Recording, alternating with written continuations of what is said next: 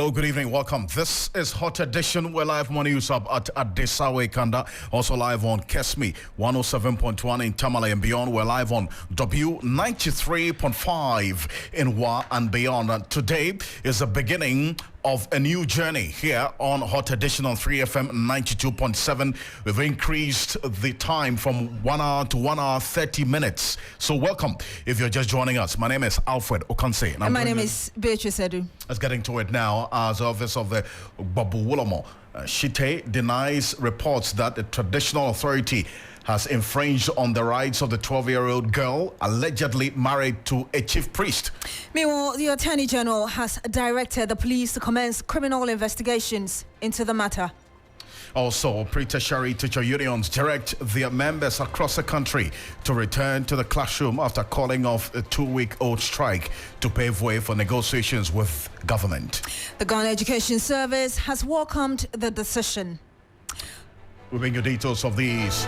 Also this evening, top NPP functionaries, slum leaders and the founder of the Movement for Change, Alan Kojo Chamanting, over comments urging the electorate to vote for a presidential candidate who's Christian and also Christ-like. We'll give you details of that shortly, plus the latest in business, sports and entertainment.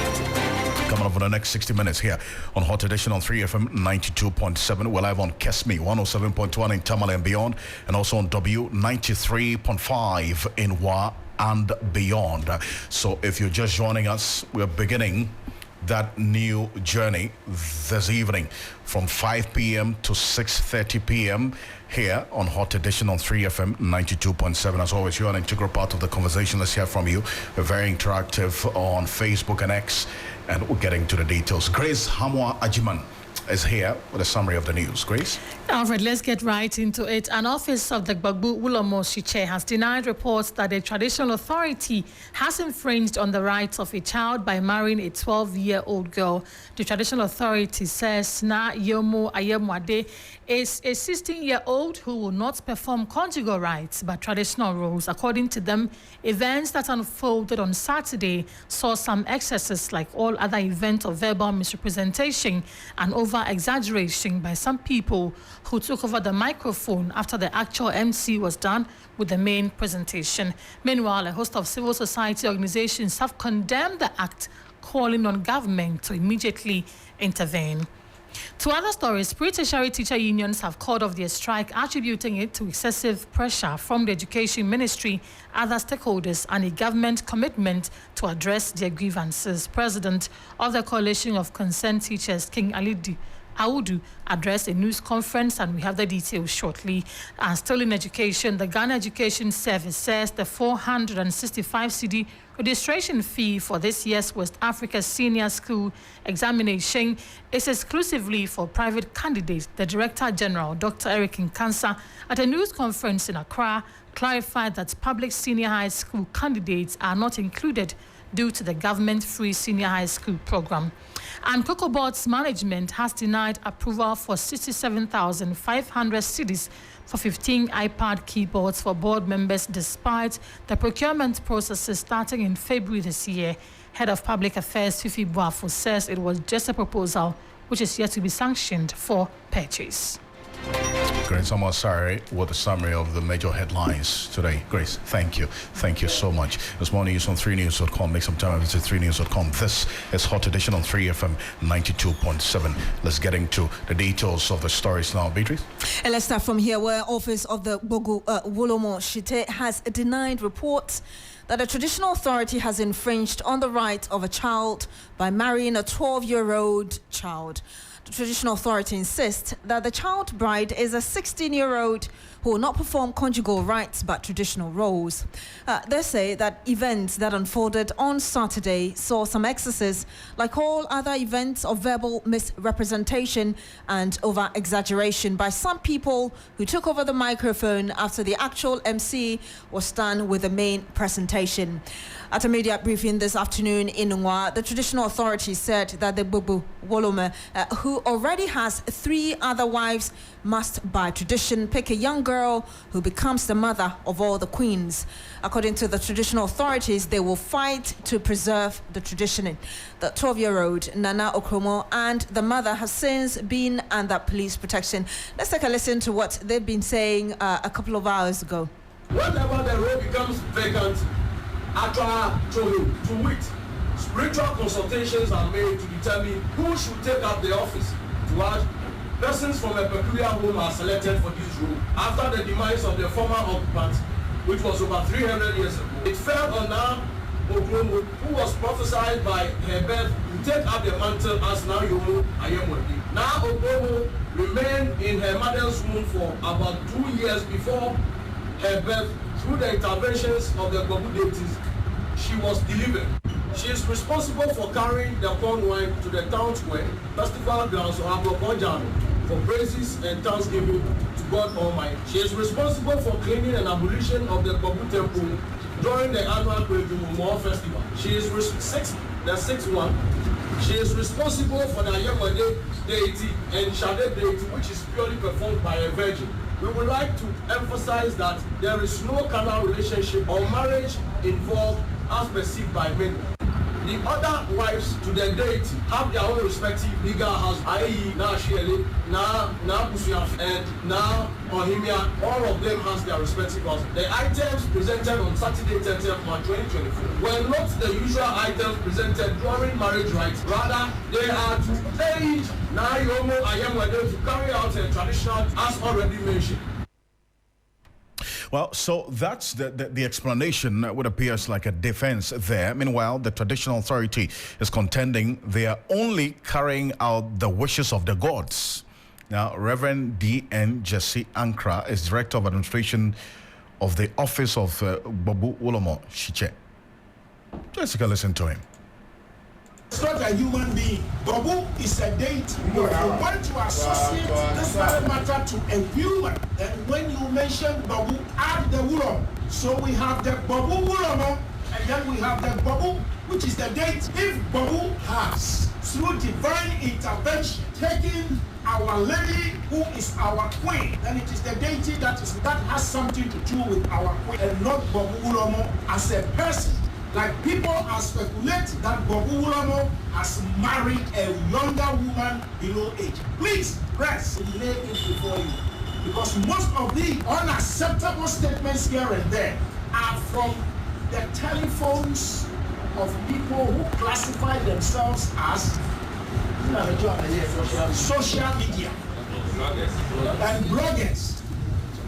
Wait until we clarify ourselves and get out of this mess, and we are going to, without mincing words, all those that have denigrated the image of the Gbogu Wulomo and those persons behind the scenes that want to destroy the integrity and the social well-being and again the tradition of the Gagambe people, we will deal with them. Thank you.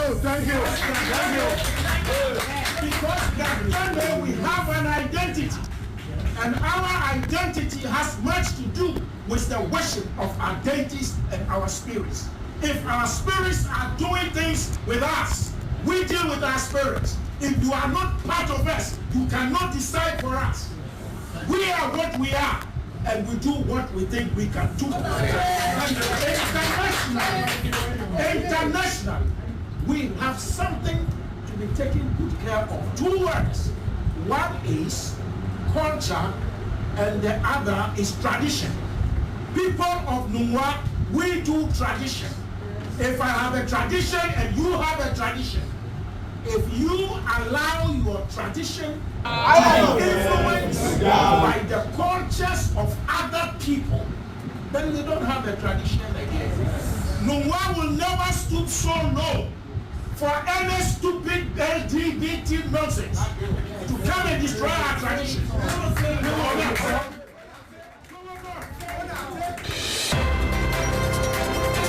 Well, so that's a very livid Reverend D.N. Jesse Ankra, and he is the Director of Administration of the Office of the Gbogu Wulomo Shiche.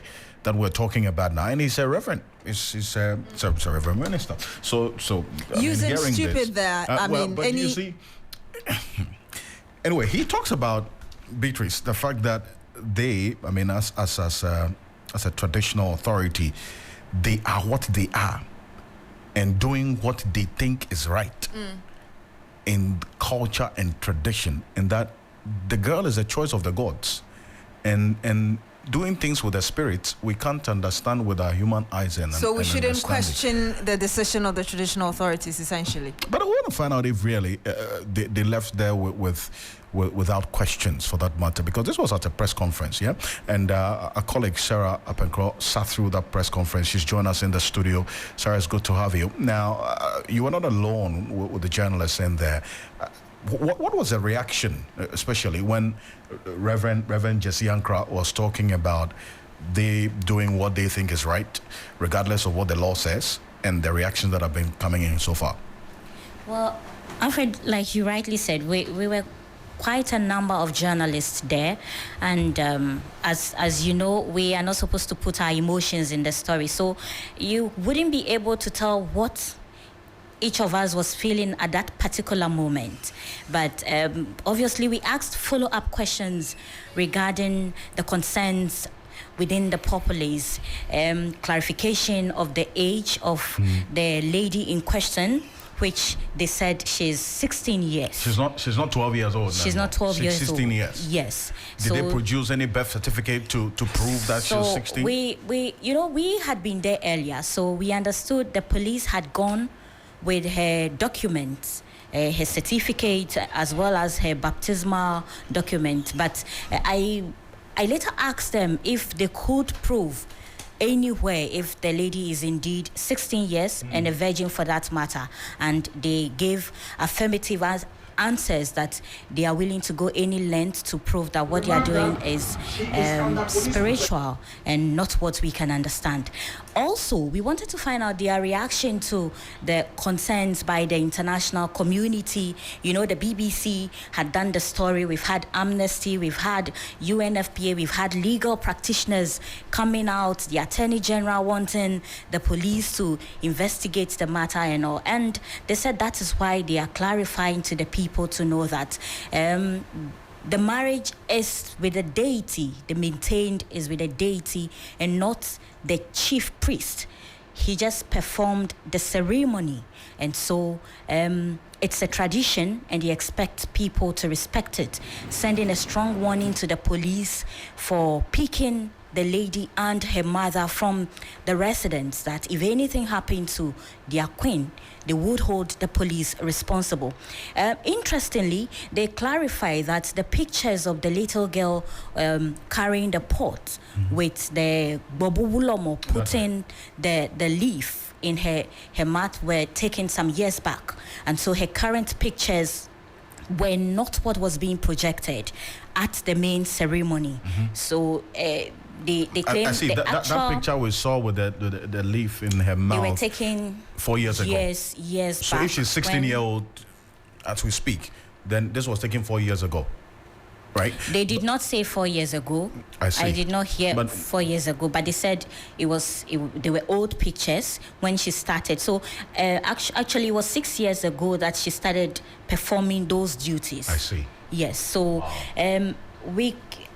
I don't know. We can only wait for the authority to come out with their findings if indeed she's 16 years. We also understand that she's a final year student at a private school, writing her examination. And so the police... BEC, you mean?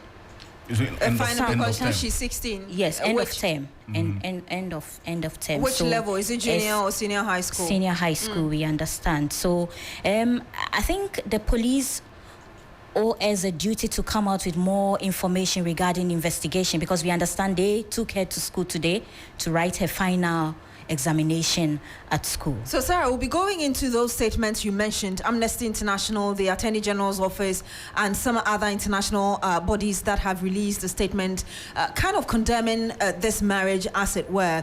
But I wanted to find out, though, why I know that they justify, the traditional authorities have justified that this is part of the tradition. Why was there the need to clarify the age, especially when they say that it's tradition? So, and this lady or this young girl is not going to be performing conjugal rights, as it were, because if you look at the Criminal Act, if you look at it, the age of consent when it comes to sex is 16 years. So was there any question or further clarification as to why it jumped from 12 to 16, why they felt it was necessary? So in the statement they read to address the media, they did not mention the age of the girl in question.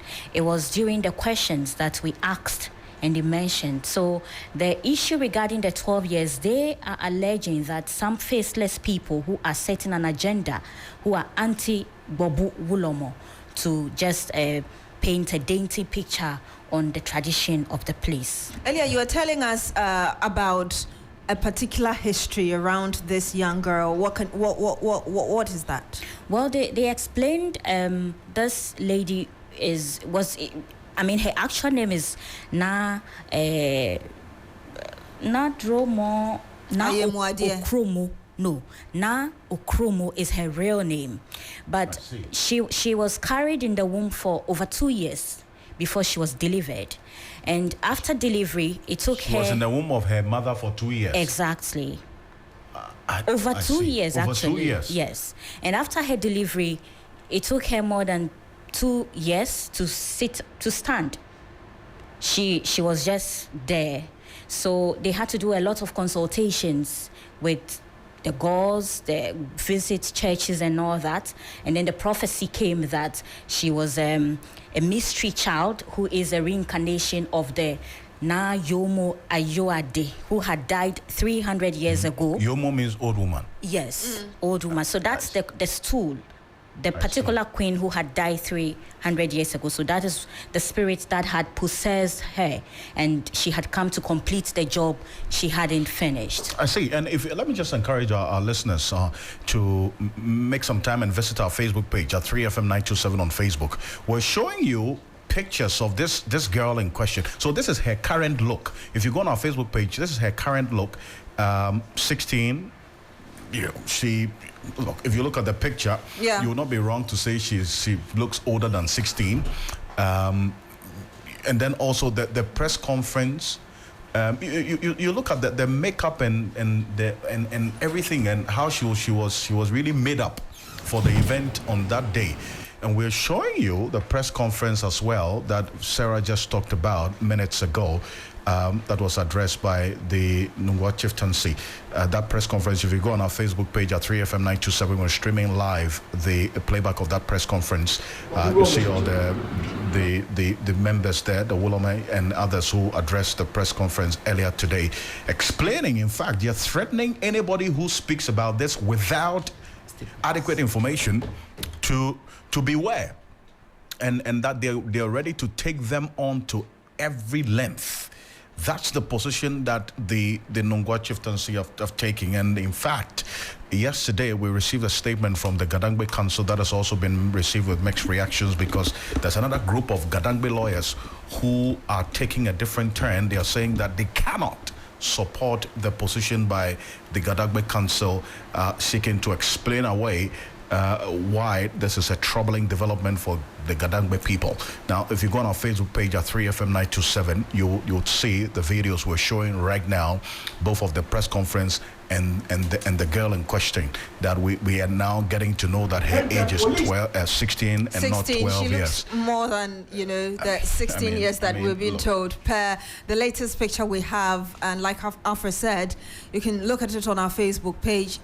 she looks more matured than the 16-year-old I'll you're tell talking you what, about. but talk about the statements, yeah? And Beatrice, there was reference to the Attorney General statement. Yes, so I will go through, and of course the Amnesty International as well. I'll go through the Amnesty International statement, and it says, Amnesty International Ghana is deeply concerned by recent media reports detailing the purported marriage between a 12-year-old girl and a 63-year-old individual identified as Numo Bokete Lawe the 33rd, known as the Gbagbu Wolomo of the Nungwa traditional area in Accra. The traditional marriage ceremony reportedly occurred on Saturday, March 30, 2024 in Nungwa. We commend the proactive measures taken by the Ghana Police Service, the Ministry of Gender, Children and Social Protection, and the Ministry of Chieftaincy and Religious Affairs to provide protection to the girl and her mother, who are currently under police safeguarding. As mentioned in their press statement issued on Sunday, April 1. So it's a long statement. I'll try and summarize it or jump some paragraphs. It says, we urge the Inspector General of Police, Ghana, to conduct a comprehensive investigation into the matter. When you go further, it says, Amnesty International unequivocally condemns all forms of child marriage, a practice expressly prohibited under Chapter 5 of the 1992 Constitution. They go on to mention the Children's Act passed in 1998. I'll just go and read the concluding parts of the statement coming from Amnesty International. It says, Ghanaian law acknowledges customary marriages but firmly rejects the practice of child marriages under the guise of culture or tradition. It is imperative to hold traditional practices that infringe upon the rights of young girls, hindering their ability to fulfill their potential. Instead, we must uphold the principles enshrined in the laws of Ghana and ensure the protection of all children's rights, both domestically and internationally. So I'm sure you can get the full statement to read on 3news.com, but lots of these commentaries coming in. Absolutely, and we have one from the Attorney General, Dennis Paberu-Adam, is my colleague, also on the legal desk, is joining us. Dennis, what's the Attorney General requesting of the Ghana Police Service? Well, so before we even get to the Attorney General, let me just say that the calls from the Amnesty International for the police to intervene, that has already been taken care of because the police since last night have already been on the matter. They issued a statement to say that they've taken cognizance of what was happening and that they were working with the Ministry of Gender and Children and Social Protection Department and Social Welfare to protect and give the necessary support to the lady and her mother. Then subsequent to that, the Attorney General came into the picture, actually writing a letter to the Inspector General of Police asking the Inspector General of Police to open an investigation into the matter. The Attorney General also reminds the Inspector General of Police restating the law under Section 14 of the Children's Act, which talks about the right to refuse betrothal and marriage, and highlighting what the penalty would be. According to the Attorney General's office, they say if these are proven, these are things that they would want to prosecute. So they are asking the Inspector General of Police to commence investigation into that particular matter. So in essence, the Attorney General is pushing for a prosecution, an investigation and subsequent prosecution if these are proven. And not just that, there's also messages coming, statements coming from the NCCE, coming from FIDA, WellDAF and all others. All the statements, I must say, are in one direction. It's a rounded condemnation for the act, and they say that investigation must be done in prosecution where possible. Dennis, I'm curious to know what could happen. We just heard Sarah there telling us that the traditional authorities are challenging the action of the police to pick the girl and even warning that should anything happen to the girl, they will have them to face. I mean, looking at this challenge and the laws are spelled out clearly in our legislative instruments or constitution, what do you anticipate could happen? It looks like there's an impending clash somewhere. Well, the police have the mandate to do what they want to do. Once they suspect there's a commission of crime, it is on them to initiate processes to get that done. So once they feel that there's a need for an arrest to be made to help them in their investigation, it is well within their rights to do so. If investigations exonerate whoever has been alleged to have conducted a certain thing, then they will just have to stop it and terminate the proceedings there. But as it stands now, the police have that mandate to do what they do, especially so that the Attorney General has directed. Mind you, the Attorney General is the chief legal principal advisor to government, and all prosecutions that are done by the police are done on the behalf of the Attorney General. So they have the right to do what they are doing. Good stuff. Now, Dennis, thank you very much for running through this with us. And you talk about the World Up statement, and we've been joined on the telephone by Madam Francesca Cheta-Mensah, who's the Vice President of FIDA Ghana. Joining us, Madam, appreciate your time. Good evening. Thank you very much for joining us here on the Hot Edition. Good evening, and thank you for having me. Now, with the details of your statement, it sings the same chorus on the same path of what the Attorney General and then the Amnesty International and all the others are condemning this. But today, this afternoon, the Nungwa chieftaincy have hit back strongly in defending this action, indicating that one, this girl is not 12 years old as earlier reported, she's 16 years old. That's number one. And two, that it is a choice of the gods. And if they are doing things with the spirit, you cannot understand with your physical and mind and knowledge and understanding, and that they are doing what they think is right and nothing can stop them. Thank you very much.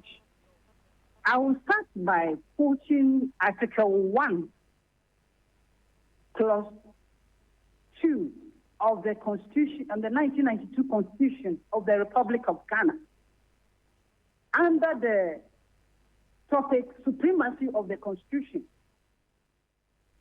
The Constitution shall be supreme law of Ghana, and any other law found to be inconsistent with any provision of this Constitution shall, to the extent of the inconsistency, be void.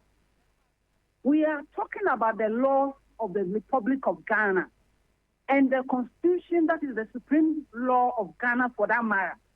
And we are saying that under Article 26 of the Constitution, Clause 1 provides cultural rights and practices which permit everybody to exercise his or her cultural right.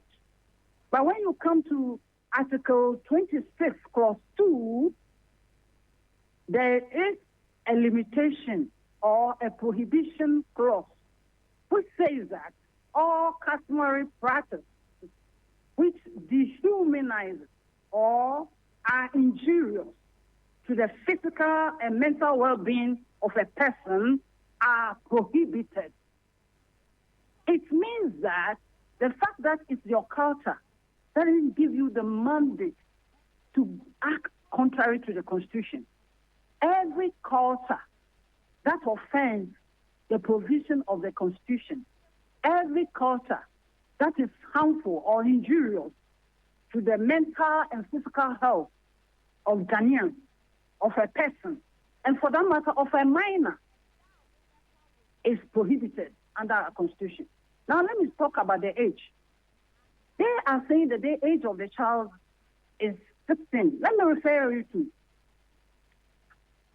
Section 14, Subsection 2 of the Children's Act, 1998, Act 560, which says mandatory age of a child for marriage to be 18, quote and unquote.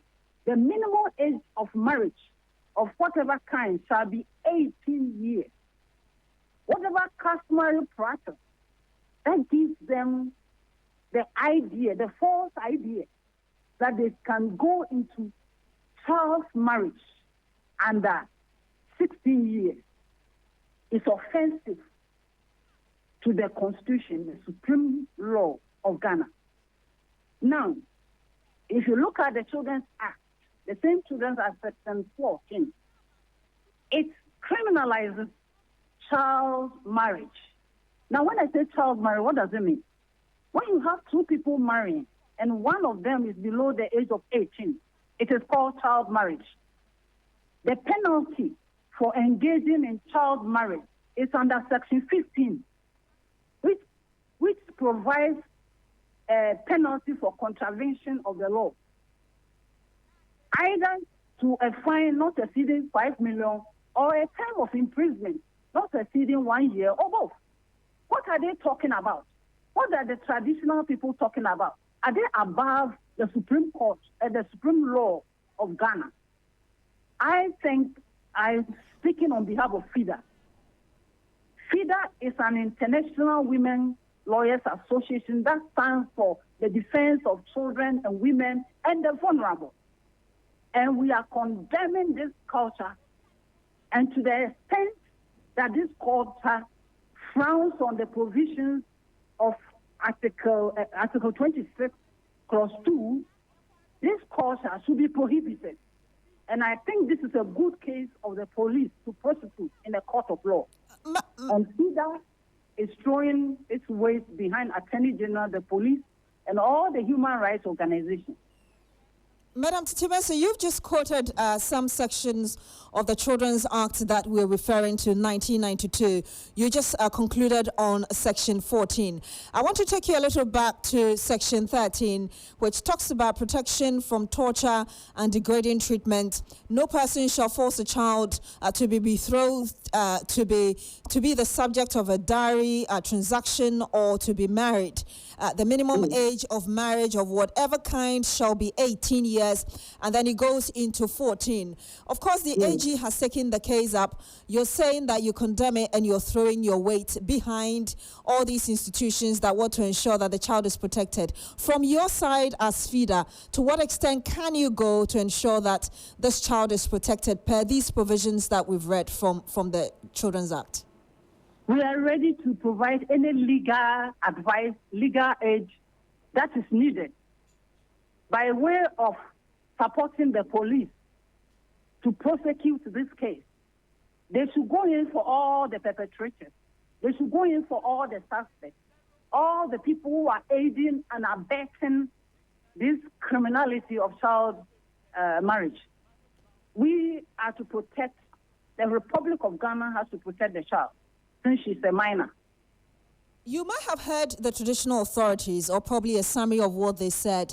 From where you sit and your interpretation of it, do you think it's a case of misunderstanding our constitutional provisions, or it's really an insistence on what they believe is right, irrespective of what our laws say? Thank you very much. They may know the law, but they have just decided that contrary to the law. I'm sure they are educated people. I have no doubt in my mind that they know the constitutional provision. But they should not be allowed to flout the constitutional provision with that impunity that we are all seeing. They should not be allowed. That is why there are laws. If there are no laws working, there will be chaos in the society. So if their culture cannot be subjected to the provisions of the supreme law of Ghana, then it must be prohibited and action should be taken. Madam, I appreciate your time on this. Thank you so much for joining us. And we do really appreciate your time. Francesca Tetemensa is Vice President of FIDA Ghana, the Federation of Female Lawyers in this country. And they have also joined the cause for the prosecution of the Wolomo in this matter. But as to whether that's going to happen is one that we wait to see what especially the IGP and the Attorney General will do in this regard. Now, earlier we spoke to Francis Xavier Susu, who is also private legal practitioner, Member of Parliament for the Medina constituency. He has petitioned the IGP already on this matter to have the man in question arrested. I'll take a listen to him. Well, Alfred, let me put it on record that this practice has been outlawed in our statute books. This is a typical example of what is known as trokoshi, because then I am particularly interested in this practice because I was once upon a time a victim of trokoshi. And it was part of the reasons why we have all kind of wild stories growing up and all kinds of deprivations along the line. And so the justification on grounds of culture does not hold water. And so what the man has done is plainly wrong, and he must be told in the face that what he's done is wrong. And we must insist that he is arrested and prosecuted in accordance with our law. Any culture, by any cultural practice, belief, or manifestation that violates the Constitution or any written law be said to have any application in our jurisdiction. Going to quickly to Article 26 of the 1992 Constitution. What Article 26 is that every person is entitled to enjoy, practice, profess, maintain, and promote any culture, language, tradition, or religion subject to the provisions of this Constitution. So your culture, your tradition, your beliefs, you have the right to enjoy them. But those beliefs, traditions, and practices are subject to the provisions of this Constitution. So when you read Article 26(2) of the same Constitution, it says that all customary practices which dehumanize or are injurious to the physical and mental well-being of a person are prohibited.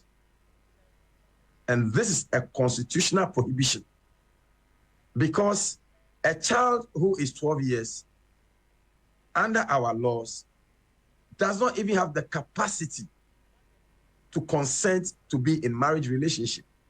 She has no capacity to contract or be contracted in any marriage.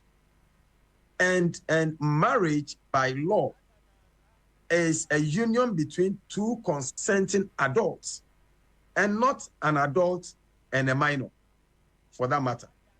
And so all those trying to provide any form of justification for this have no justification whatsoever. There is no justification for that act at all.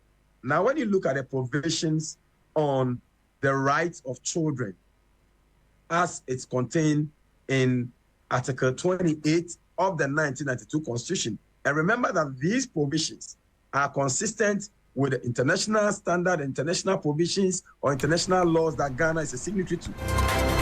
That's Francis Xavier Soso, is a member of parliament for the Medina constituency, also a private legal practitioner there. He has petitioned the Inspector General of Police for a 63-year-old to be arrested.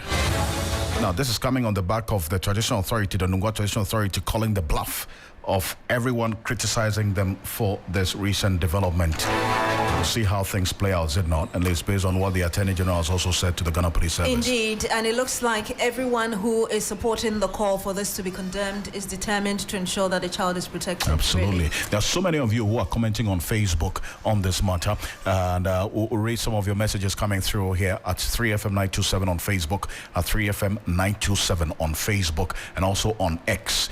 And we're streaming live right now. So many of you sending us messages on this matter, having heard what the traditional authority is saying and threatening that anybody who criticizes them will be faced with their wrath. Indeed, a lot of messages coming in. This is from Ibrahim Musa Ahmed Hussein Swale. Divela was murdered. Okay, that's not related to what we are doing. There's Christian Mark Bluetooth. How is this girl 12 years? Another person says, that's Joshua Della. Joshua Della again comes in with, but waiting be this now. We have a lot to deal with. Then this issue Yabre. Then Gideon Wemega says she is more than 12 years. I'm sure Gideon saw the picture we showed earlier, and is also concluding that she's certainly more than 12 years. I read the last one from here. Fidel Agbeku. Alfred, looking at this girl, I may say she's grown to take decision of herself, so I have not seen anything wrong if she agreed to marry the priest. She more than 12 years? Okay, just essentially saying that looking at the picture, she's more than 12 years. She can take a decision. But it's more of a problem if we go by the narrative of the traditional authority that she's 16 years. It is still not legal. And that is why I was asking Sarah, why did the traditional authorities find it necessary to jump from 12 to 16? If you're saying that it's tradition and therefore shouldn't be a problem, do you even have to bring in the age? And that's why I was questioning, if you look at the legal age, consensual age at what one can have sex is 16. So is it to tell us that you're jumping it to 16? Well, they said that she's not going to be performing conjugal duties, so that's another matter. But let's move and see what happens going forward. But this is something that will stay the steam on to see the conclusion of. But the teachers have also called off their strike. Yes, let's bring you something that's been affecting children across the country as well. But well, there seems to be some good news because pre-tertiary teacher unions in the country have directed their members to return to the classroom immediately. The move follows decision by the unions to call off the 2-week-old strike. It comes in the wake of an order by an Accra High Court for the teachers to return to work. The Ghana National Association of Teachers, NAT, National Association of Graduate Teachers, NAGRAT, and the Coalition of Concerned Teachers declared an industrial action on March 20 to press home their demand for better conditions of service, among other things. The National Labour Commission declared the strike illegal and directed the teachers to call it off and enter negotiations with their employer. The commission subsequently secured an ex parte injunction to compel the unions to end the action after they failed to comply with an earlier directive. Now, Wednesday, resolved not to engage the teachers in any discussion about their grievances until they suspended the strike. And as you just heard, the strike has been suspended. Let's listen to spokesperson King Ali Awudu, who is with the Concerned Teachers Association, urging the government to commence negotiations without further delay. The matter went to the Labour Commission, after which the Labour Commission gave a directive for us to call off the strike and go back to a negotiations table. That was last week, Tuesday. The next day, Wednesday, we met the government side. The government side insisted if we do not call off the strike, they aren't going to continue with negotiations. We informed them that we have a procedure through which we must go through to be able to call off the strike. The meeting ended abruptly. Then the next day, Thursday last week, we heard that the Labour Commission is going for an injunction. It was not until this week that we have officially been served with the injunction. As law-abiding citizens and having respect for the courts, we hereby declare the strike that was called on 20th March 2024 called off, and ask all our members and teachers of pre-tertiary education in this country to resume work with immediate effect. We continue to ask the employer, led by the Ministry of Employment and Labour Relations, to commence negotiations this afternoon, today, April 2nd, 2024. So we can expedite the negotiations and come to a conclusion to forestall any other happenings in the future. Well, so that's Ken Ali Awudu there. The Ghana Education Service, meanwhile, has commended the striking teachers' unions for calling off their industrial strike, saying the move will help continue negotiations to address their concerns. According to the Director General of the GES, Dr. Eric Nkansa, management will continue to work in the interest of the teachers and students accordingly. We have just received news that the 3 teacher unions have called off their strike, which started on 20th March 2024. This is a pleasant news indeed, and I want to take the opportunity to applaud them for calling off this strike to pave the way for us to continue with negotiations. As we have indicated time and again as management of Ghana Education Service, we would continue to work in the interest of our staff and our learners. And you heard the Director General of the Ghana Education Service, Dr. Eric Nkansa, assuring teachers that management of the GES will do everything to protect the teachers and everything associated within its power. I'm joined by Jacob Anaba. He's Vice President of NAGRAT. Good afternoon. Good evening to you, sir. Thank you for joining us on Hot Edition. Thank you for having me, my sister. You called off the strike late morning. We heard King Ali Audu telling us that negotiation should start as early as the afternoon. This afternoon.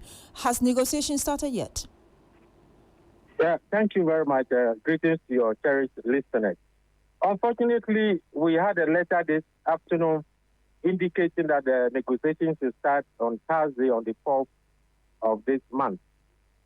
We are not happy with that development because they had indicated that we had acted in bad faith. And we were sent to the court, and the court ordered that we should call off the strike. That was 28th of last month. So we expected the other team to have been ready for us any day we called off the strike. So we are so surprised that they have extended the negotiation to the Thursday. We expected to have met this afternoon. If anything at all, it should have been tomorrow morning. But to say that we should meet on Thursday, we are not very, very pleased with that because our members are not happy. They want negotiation to continue and then completed within a week because all issues have been laid. It is for government to come forth and tell us exactly what they have for the teacher. Aside from the time you talk about, you wish that it was tomorrow morning instead of Thursday. Are you unhappy also because you think probably the government just wanted you to call it off and negotiate later?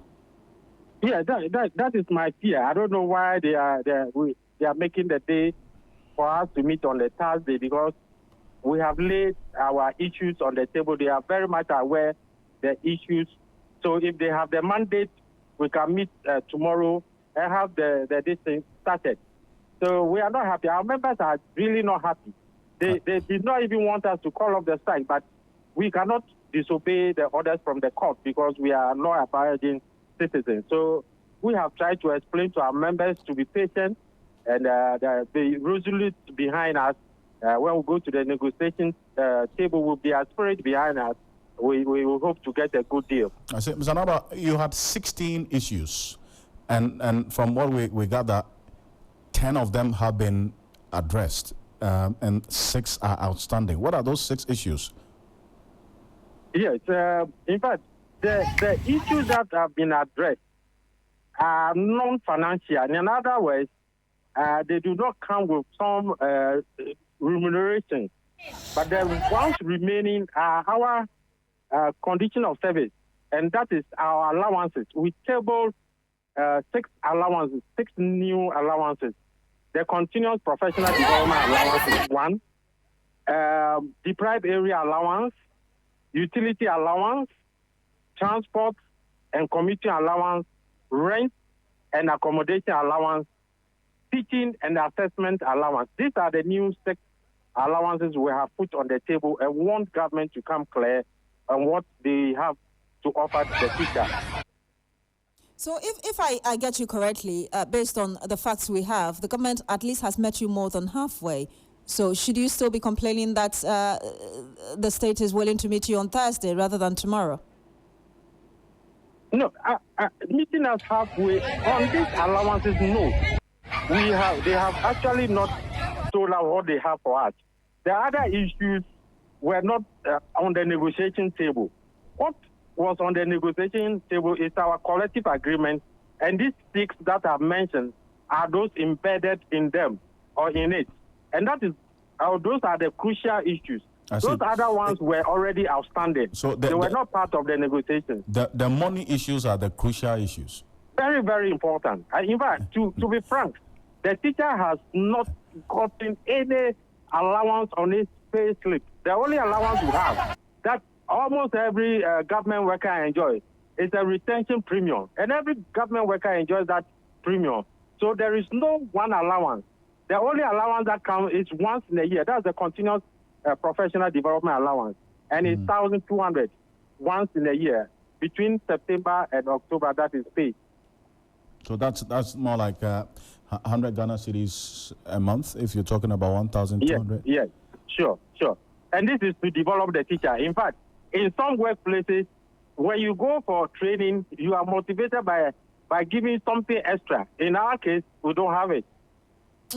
Ms. Anaba, just before you go, how is this latest development going to influence when you decide to go back to the classrooms?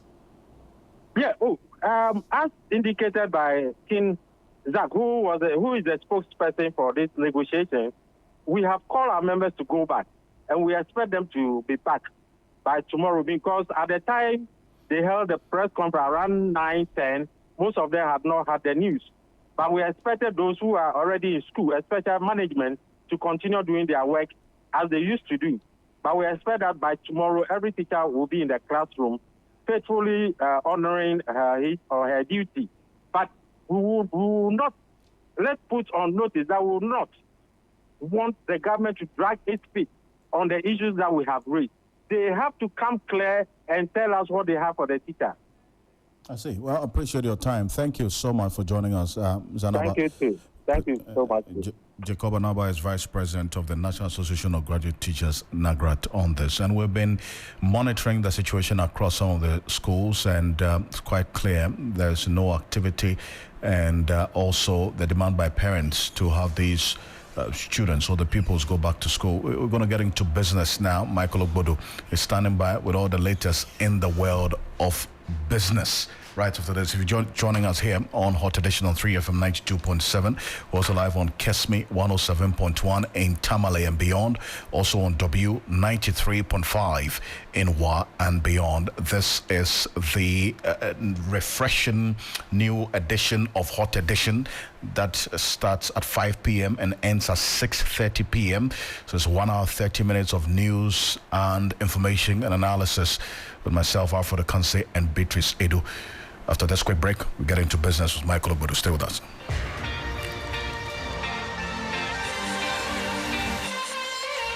When it comes to the world of sports, what does complete mean to you? When my team scores at the end of a 30-plus passing sequence, like Pep Guardiola style. When someone beats the buzzer from a shot from the logo, like Steph Curry. Dominating opponents and punching my way to a knockout, like Africa's greatest boxer, Azuma Nelson. Running so fast that I can afford to celebrate midway through a 100-meter race and smash the world record like Usain Bolt. Hold up. What makes all of these sports complete is the screen. This is where you get access to extensive analysis, insights, and highlights. So join us every Sunday at 6 p.m. live on 3FM 92.7 as we serve you the most satisfying buffet in the world of sports. The 3 Sports team will come together to review, preview, and analyze the latest in sports on Sports Ultras.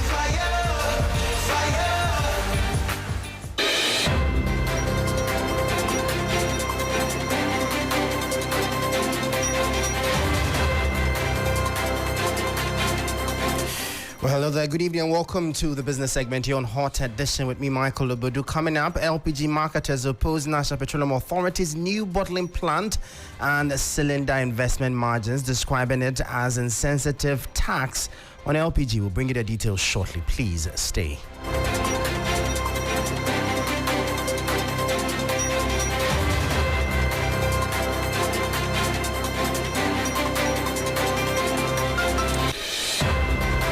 Well, thank you so much for staying with us. Straight into our top story. The National Petroleum Authority, NPA, has announced a new pricing structure for liquefied petroleum gas LPG effective on the 1st of April 2024. This new margin, the NPA says, stands at $80 per metric ton, with $44 per metric ton allocated for the bottling plant margin and $36 per metric ton for the cylinder investment margin. Meanwhile, LPG Marketers Association is kicking against the NPA's decision to impose a new tax on LPG. Speaking to 3 Business, Vice President of the association, Gabriel Kumi, described the NPA as insensitive, indicating that a tax translates to an increase of 1 cedi 10 pesos on the pump price of LPG, marking a significant 7.5% surge in the price of the commodity. Quite clearly, the introduction of these levies are quite unfortunate, and to some extent, it's quite insensitive. I mean, this is a time when the price of the product is already going up. Our city has not done too well over the past 2 weeks. That one alone was going to shoot the price of the product up. And unfortunately, salt has been added to our injury by applying these levies at this time. The timing, to me, is so wrong. We as an association have consistently and persistently insisted that any move by government, by MPA, to increase the price of LPG will not be accepted by us. If you look at the statistics for the past 3 years, LPG consumption in Ghana is on a serious decline. And the only way we can avert that decline is to ensure that we take measures to bring the price of the product down so we can get a lot more people into consuming it. So that was Vice President of the LPG Marketers Association of Ghana, Gabriel Kumi, speaking there. We turn our attention now away from that, and the International Monetary Fund, IMF, has commenced its second review of Ghana's 3-year, $3 billion fund-supported post-COVID-19 program for economic growth. The second review, which began today, is expected to span the next 2 weeks. This report has the details. The mission staff from the IMF arrived in the country over the weekend to commence the assessment of Ghana's performance against the program's objectives. During this period, Ghana's adherence to the prescribed program objectives will be scrutinized closely with a focus on areas such as economic recovery, fiscal management, and structural reforms. The outcome of this review will have significant implications for Ghana's economic trajectory and its relationship with international financial institutions. Already, the government has expressed confidence in passing this review of the IMF program, as it is hopeful of meeting all structural targets to unlock the third tranche of IMF cash of $360 million by the end of June. The IMF team. So that report was put together by my colleague Bismarck Ewusa. Now, finally, before we leave you, the Ghana Tourism Authority is calling for more attention to promote health tourism in the country. According to the authority, this would help increase tourist visits and help grow the economy. Judith Kelly is Senior Corporate Affairs Officer at the authority, and she spoke to the media on the sidelines of a health screening organized in collaboration with CSR Ghana. It's one of the section that Ghana Tourism Authority is trying to look at because it's very important. With the health tourism, to generate more income into the economy because people come into the country. This helps to boost tourism as well as bringing more income to the economy because Ghana per se, we have more health practitioners or professionals who are even in Ghana here. So people coming to visit Ghana, not for only leisure, but also to seek the health needs will also boost tourism as a nation. So that was Judith Kelly. She's Senior Corporate Affairs Officer at the Ghana Tourism Authority, bringing an end to the business segment here on Hot Edition. For more business stories, please check out our website. It's 3news.com/business. I am Michael Obodu. Thank you for listening. As always, please stay safe.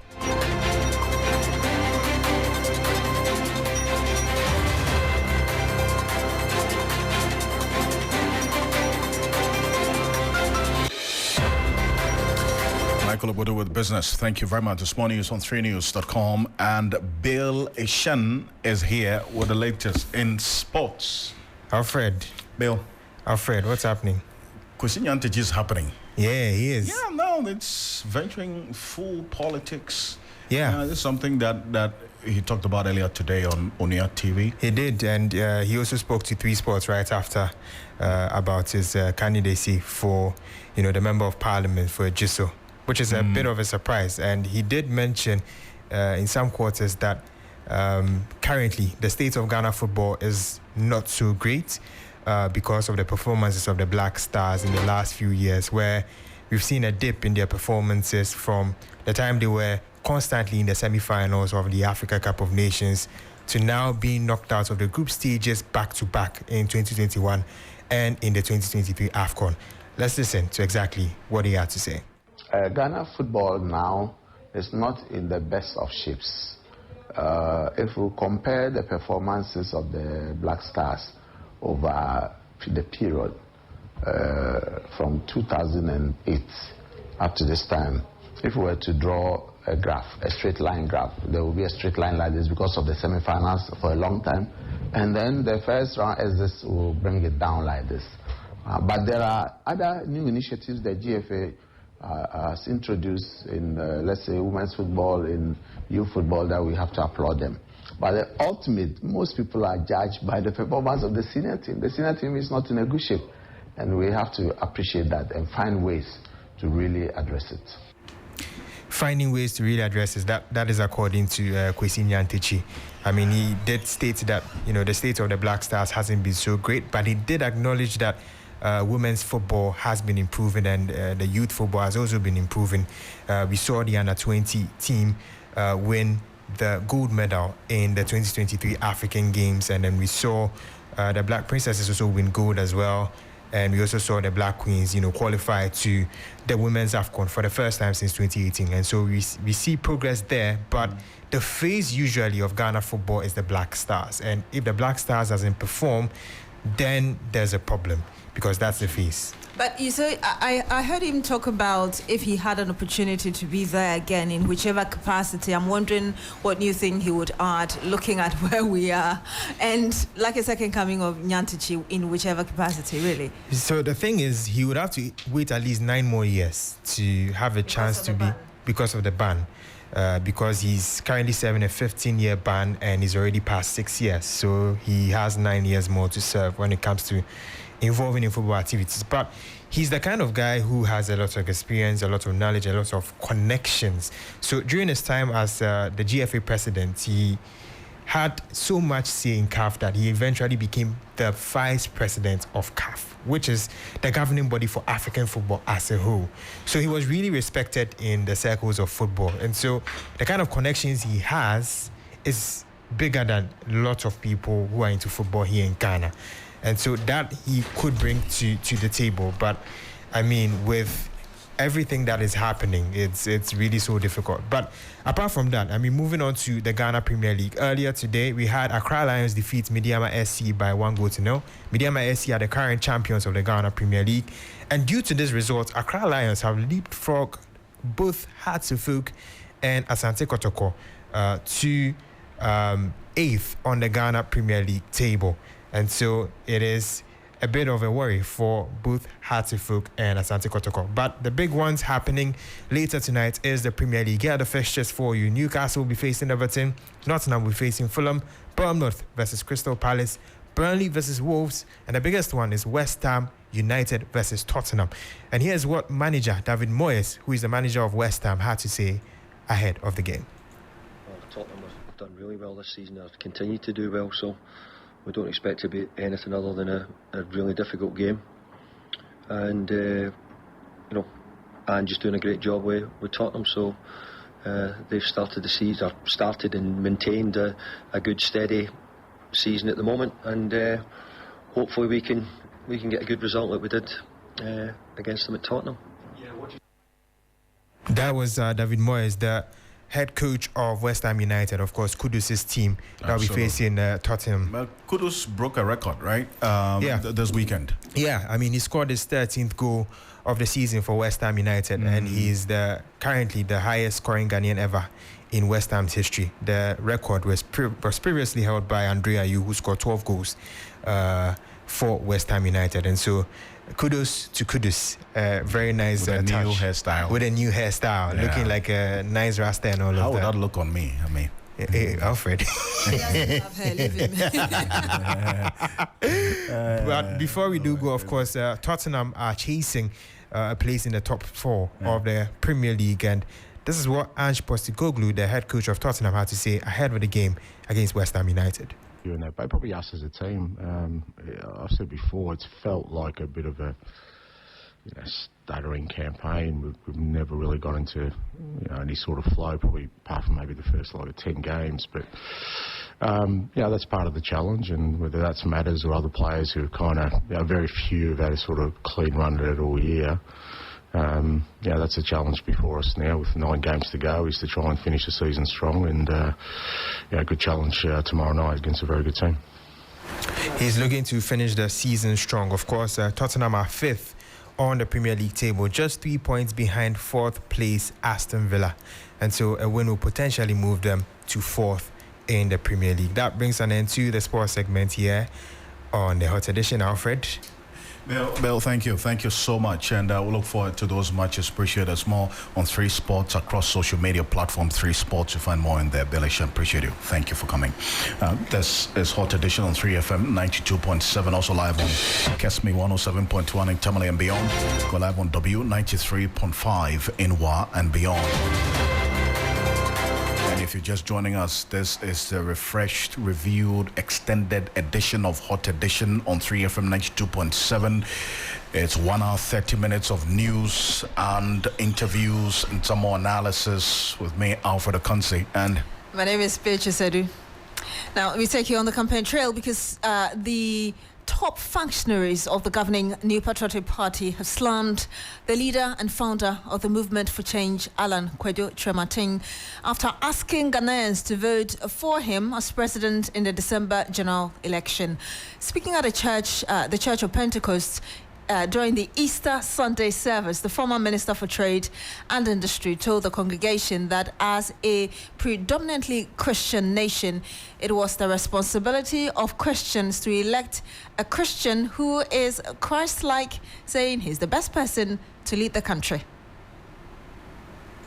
In all humility, I want to present to you as one of the people who will be contesting to lead this country. Amen. It is not about political parties. A leader who will transform this nation. Amen. Our preacher has informed us that resurrection should lead to transformation. We want a leader who has the vision to bring hope to the hopeless. But we also want a leader who will be a servant leader, to serve the people and not to lord over them. We also want a leader who has integrity. These were the characteristics of our Lord Jesus Christ, who today is risen. Amen. So as a predominantly Christian nation, as Christians, it is our responsibility to ensure that we elect a Christian leader who is also a Christ-like leader. And I want to use this platform in particular to commend highly the Church of Pentecost for the role they've played in education, in health, in the economy, and also in winning souls for Christ. Amen. Without doubt, the Pentecost Church is the largest denomination in Ghana. With your numbers, you can determine who becomes leader in December 2024. So you have to make the right choice. So that's Alan Kyerematen there, talking about making the right choice. But Alfred, his comment has attracted sharp criticism, especially from leading figures in the governing party, whose presidential candidate is a Muslim, Dr. Mahmoud Bawumia. They describe his statement as divisive and contrary to the religious inclusivity in Ghanaian politics. In a Facebook post, the majority chief whip and MP for Nsawam Adu, Frank Anodompre, described the comment as highly inappropriate and detrimental to Ghana's development. Let me bring you a quote. He says, "This is backwards, terrible and ugly, to say the least. The MPP has truly suffered in quotes, in bearing and tolerating you over the years. Show me one country globally who has succeeded by using your theory. Alan is clearly not relevant in our modern body politics. Bow in shame." And that was just a quote from the MP for Nsawam Adu, Frank Anodompre there. I see. Now, while we're working on the phones to get through to a number of persons who are reacting to this, In fact, Frank Anodonpre is not the only one who's been reacting to this as well. We have Richard Ahemba, who is the Director of Communications of the NPP, also earlier posting that we must unite to reject this nation-wrecking comment. Such dangerous rhetoric must not be tolerated, and we must denounce it whenever it rears its ugly head. Let us remember that we are one people. We do not have a Christian Ghana or a Muslim Ghana, just one united Ghana. Together, we have been working towards building a better future for our nation in this fourth republic, and we must keep it that way. That's Richard Ahemba, who is the Director of Communications of the NPP, talking there. So live here on Hot Edition on 3FM 92.7. We'll come back to this shortly, but still on the campaign trail, the former president and flag bearer of the NDC, John Dramani Mahama, has been calling on President Akufo-Addo to compensate persons who have been left with injuries as a result of the Ayawaso West Wuogon by-election violence. He says that it is not acceptable that these persons are living all these years without any compensation. We always talk about Ayawaso West Wuogon and the casualties that occurred as a result of what happened at Ayawaso West Wuogon. It looks far away because people's relatives were not affected. But this is one of the cases from Ayawaso West Wuogon. This is Ishao Yaro. He was a very energetic, active, hard-working young man. Today, because of what happened at Ayawaso West Wuogon, he's become invalid. He's unable to do the work that he used to do before. I want Nana Akufo-Addo and Dr. Bawumia to see this young man sitting here and how his life has been destroyed because of the hooliganism that took place in Ayawaso West Wuogon. The Commission of Inquiry that sat on the Ayawaso West Wuogon case asked that some people should be sanctioned for what they did. Ishao Yaro is waiting for justice. He's not got justice. It also recommended that those who were injured be compensated. Up till today, there's been no compensation paid to him. And that's why I've said that there are casualties who are still suffering the effects and the scars of Ayawaso West Wuogon. And I call on them, the President, the Vice President, Dr. Bawumia, that they should have sympathy for this young man and pay the compensation that would also let him be able to put his life back on track. But if Allah blesses, and NDC comes into office, he will be one of our heroes. And he will give him adequate compensation to be able to put his life back on track. As the flag bearer of the NDC, John Dramani Mahama, they are assuring of compensation for persons who have been left with life-threatening injuries as a result of the Ayawaso West Wuogon by-election violence. This is live here on your Election Command Center on Hot Edition on 3FM 92.7, also live on Kesmi 107.1 in Tamale and beyond. We're live on W 93.5 in Y and beyond. Let's go back to our earlier story related to what Alan Chimanting said at the Church of Pentecost Easter Sunday service, that we want, quote, we want a leader who has a vision to bring hope to the hopeless, but we also want a leader who will be a servant leader to serve the people and not lord over them. And these were the characteristics of our Lord Jesus Christ, who today is risen. And as a predominantly Christian nation, as Christians, it is our responsibility that we elect a Christian leader. And that comment is what's got a lot of people livid. And indeed, that's just generated some anger, as we see. Duke Sasu is spokesperson for the Movement for Change. Duke is joining us on the telephone. Mr. Sasu, good evening. Thank you very much for joining us on Hot Edition. Good evening, Albert. Yeah, this is Alfred, actually. Alfred. Great. Thank you, Alfred. Now, what did Alan Chimanting seek to achieve with that statement that predominantly as a Christian nation, as Christians, it, quote, is our responsibility that we elect a Christian leader who is also Christ-like as a leader? When we do know that as a country, we have continuously abhorred and rejected any form of religious or ethnic politics, for that matter. Thank you, Alfred. A good evening to all Ghanaians listening to me this evening. I bring special greetings from Honorable Alan Martin, who is committed to his Christian faith, his Christian identity, and the underlying issues of God that has defined this country. Within the preamble of our Constitution, it starts by saying that in the name of the Almighty God, within the preamble of our Constitution, means that at the core of our national identity is our faith in God.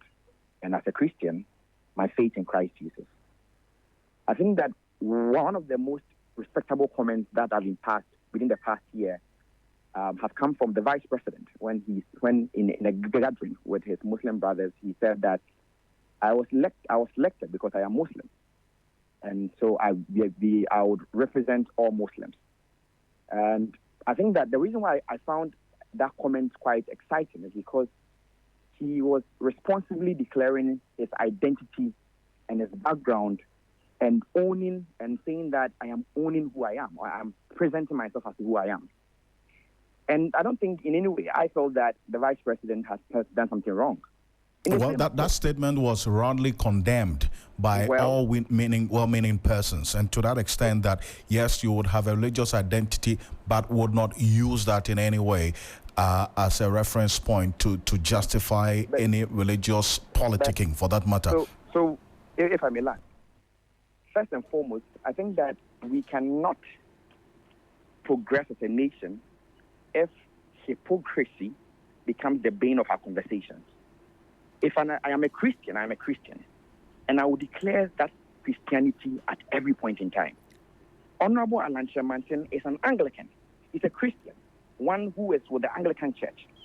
He stands on a Christian platform with his brothers and sisters and declares that we must elect a leader who is Christ-like, and goes ahead to establish the key element or the key characteristics of a Christ-like leader. And then we are condemning him for saying... Mr. Sasu, are you by this justifying what Alan Martin said by even doing a tit for tat, as it were, comparing it with what Dr. Baumia said earlier, which was condemned? First and foremost, I'm not condemning the Vice President. No, I am saying that the Vice President, by owning up to who he is and his identity, is something that we need to applaud. But Mr. Sasu, in the same vein, please, if I may land, respectfully, in the same vein, if a Christian stands on a platform and declares that I'm a Christian, you are my brothers and sisters who are Christians. But let us look at the elements of Christianity as foundational principles on which we elect a leader into this country. The question then from you should be, what are these characteristics? And I'll help out in that regard. Mr. Sasu, you do understand that campaigning, just a moment, you do understand that campaigning based on religious or ethnic backgrounds could divide the country. You do understand, and it's one of the reasons people frown upon it. And people can go to the extent of saying that Ghana is a secular state. You see, the sense of divisiveness comes when people decide to do propaganda with saying, I am an Akan. And at the core element of being an Akan is that we embrace all people. We embrace diversity. So when I say that embrace that diversity as an element, and you say that I'm preaching ethnocentrism, if I say that one of the key elements of being a Christian or Christ-like is that you must be a servant-like leader. You must be compassionate. You must have integrity. You must have transformative qualities. These qualities should be the basis of decision making. And you are saying that I'm probably preaching with religious bigotry? So, Mr. Sasu, as far as you're concerned and the movement for change is concerned, you're proud of the statement and you go all lengths to defend it. We are proud of advancing a nation where leadership will be based on the Christ-like identity. The identity of servanthood, compassionate, being compassionate as a leader, the identity of integrity, the identity of possessing transformative qualities that will transform our nation. These are elements that everyone should hold on to. And so if declaring that I'm a Christian, and I am proudly declaring same, and I'm saying that we should elect a Christ-like leader is one that someone has a problem with, then we have a problem as a case. Well, Ms. Asu, if that was what he said, I don't think it was going to be a problem. If he talks about electing Christ-like leaders, and as a result, looking at the qualities of Christ to influence decision-making, that wouldn't be a problem. But if you talk about the specific quote that is attributed to your leader, that we should, or they, the audience, should elect a Christian to lead, and it is their responsibility to elect a Christian, that is what the problem is, because he is not talking about leading the Christian community. He's talking about leading a country that is religiously diverse, and Ghana is constitutionally a secular state. Religious liberty is guaranteed, and all citizens are free to believe and manifest in any religious faith. Any person who wants to lead the country must reflect that united front as it's expected, even on the religious circles. So that is where the problem is. As for the qualities, I mean, obviously, we wouldn't have been talking about this if that was the only thing he meant. Well, Alfred, essentially, I think that in your quotation, I engage your quotation in exactly the same. Now, let me now engage this quotation just as you have mentioned. As a Christian, I'm with my brothers and sisters within in church, and I tell my brothers and sisters that, listen, we are going to the polls. Do not just you have a responsibility not just to elect a Christian, because this is the first time he's saying this. He said this a year ago during the primaries of the MPP. He said it, that listen, do not just elect a Christian, but one who is Christ-like. And he has been emphasizing this for many years. He has been consistent with it. What is wrong with that? How different is it from whatever other rhetoric that I will not even refer to that others have mentioned? Is it the fact that he's a Christian and he's declaring his Christianity in any form? Yes, he's a Christian. No one is going to run away from that. He's not going to run away from the fact that there is a need for us to have Christ-like elements in Christianity, that whoever we must elect must be someone who embodies those ideals of Christ. And it is Christians who first and foremost will embody that element. And he has said that without any regret. And he says that, listen, the next leadership of this country, we're at a critical point. We need one who will unite us as a people. We need one who will transform this nation. But to achieve that, we need transformative, servant-like, compassionate, and leadership with integrity. And only a Christian leader can do that? Well, when he's in charge of the brothers, they have the obligation of saying that, listen, the person, if they're going to be a Christian, must possess those very, very elements. I see. Because we've had our respectable father and vice president going from church to church, clearly establishing the fact that, listen, he is now probably a believer in Christ. So if he goes to the mosque, what would be his message? If he goes to the mosque to campaign? If he goes to the mosque? When we get there, he was the chief imam a couple of weeks ago, and he engaged him in how this nation can be transformed within that inclusive narrative. Mr. Chairman is never running away from that. He is with his people and his family, and his family is the Christ-like people who transform this very nation. All right. Sasu, appreciate you for joining us. Certainly. Quite interesting comments. Duke Sasu speaks for the movement for change. Yeah. And we stay on the campaign trail because the Ashanti Regional Chairman of the New Patriotic Party, Bernard Entry-Boesiakon, also called Chairman Woodme, has confirmed that some people who showed interest in contesting the upcoming parliamentary primaries at Ejiso have rescinded their decision. He said that this followed a meeting with party leadership in the region. Take a listen to what he said. They are talking to themselves. Typical example is the constituency chairman who has come to me to say that for the unity and the strength of the party and the JUSO, he will step aside and help Honorable John Kuma Legacy for them to bring them together for us to go. So that is Chairman Wontumi there. And here on the Election Command Center, we're monitoring quite closely the heat up to that Ejiso by-election, and then also the number of persons who are expressing interest. The last time we checked, some 16 Actually, persons. over 18, I think. And now it's risen to 18. Yes. That's what's happening now. And let's hear Evans Sinemakon, who is also Director of Elections of the NPP. As you said, the party has put in place a mechanism to ensure that we conduct our internal primaries to select the candidates we will sponsor for this arrangement. We open nomination today and we close nomination on Thursday. Beyond this exercise is for the party to come together with the united front to prosecute this by-election and also to prosecute elections 2024 December.